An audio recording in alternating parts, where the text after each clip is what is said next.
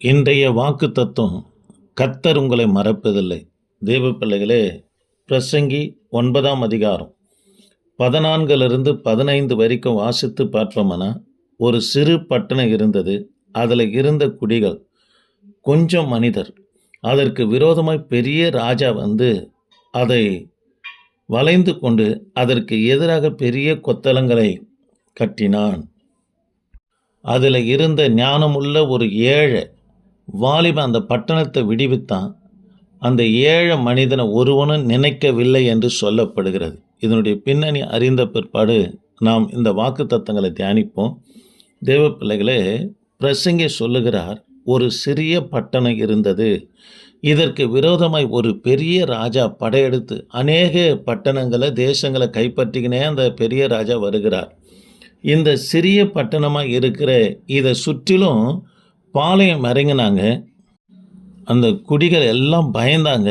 அதற்கு இந்த பட்டணத்தை விடுவிப்பதற்கு ஒரே ஒரு முயற்சி தான் இருக்கிறது என்று சொல்லி அந்த ஞானமுள்ள ஏழை வாலிபன் அந்த பட்டணத்தில் இருக்கிற எல்லாரையும் வர வைத்து, நாம் எல்லாரும் குஷ்டரோகிகளைப் போல அவர்களுக்கு முன்பதாக காணப்படுவோம் என்று சொல்லி, குஷ்டரோகிகளைப் போல வேடம் அறிந்து அந்த கைகளையும் கால்களையும் அப்படி முடக்கி கொண்டு அந்த ராஜாவுக்கு முன்பதாக, அந்த பெரிய ராஜாவுக்கு முன்பதாக இவங்க போய் உட்கார்ந்து, ராஜாவே எங்களை வந்து சாகடிங்க, இதனால் எங்களுக்கு பிரச்சனையாக இருக்குது, நீங்கள் இந்த பட்டணத்தை, இந்த சிறு பட்டணத்தை கைப்பற்றி கொள்ளுங்கள் என்று சொன்ன உடனே அந்த ராஜா பார்த்தான், இந்த பட்டணத்தை கைப்பற்ற போய் இந்த தொழுநோய் குஷ்டரோகம் நமக்குள்ளே வந்துட போகுது என்று சொல்லி அந்த ராஜா அந்த இடத்தை விட்டு பயந்து ஓடினவனாக காணப்பட்டான். தேவ பிள்ளைகளே, அந்த ஏழை வாலிப நிமித்தமாக இந்த பட்டணம் காக்கப்படுகிறது. ஆனால் ஒருவரும் அவனை நினைக்கவில்லை என்று சொல்லப்படுகிறது.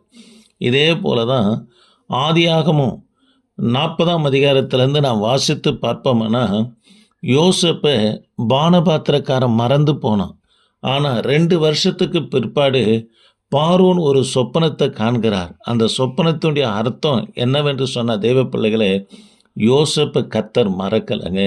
இந்த வார்த்தையை கேட்கிற எனக்கு அன்பான தேவனுடைய பிள்ளைகளே, உங்களை யார் மறந்தாலும் கர்த்தர் ஒருபோதும் உங்களை மறக்கவே மாட்டார். ஆகவே நான் இப்படி இருக்கிறேனே, என் ஊழியம் இப்படி இருக்குது, என் குடும்பம் இப்படி இருக்குது, பிள்ளைகளுடைய இப்படி நிலைகள் இப்படி இருக்கிறது என்று சொல்லி கலங்க வேண்டாம்.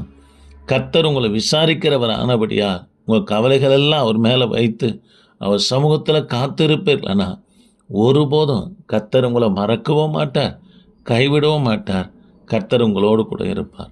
இந்த வார்த்தையை கேட்கிற உங்கள் யாவரையும் தேவனாகி கர்த்தர் ஆஸ்வதிப்பார். சப்ஸ்கிரைபர் பண்ணுங்கள். கர்த்தருடைய நாமம் மகிமைப்படும்.